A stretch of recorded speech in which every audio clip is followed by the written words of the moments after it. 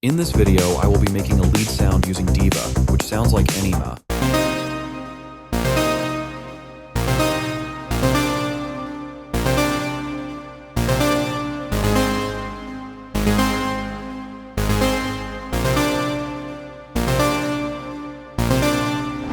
To begin with, select Mini Poly from the Presets section. For this sound, we are going to use all three VCOs. The three will all be saw waves being an octave higher than each other. Next, turn the 2 and 3 VCOs volume to 50%. Also, make sure you add some pink noise and increase the feedback a bit.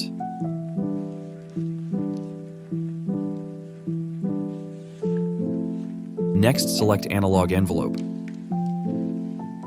And add a bit of attack, decay and reduce, sustain completely, and add a bit of release. Next, for envelope 2, add a bit of attack, decay, sustain, and add a bit of release.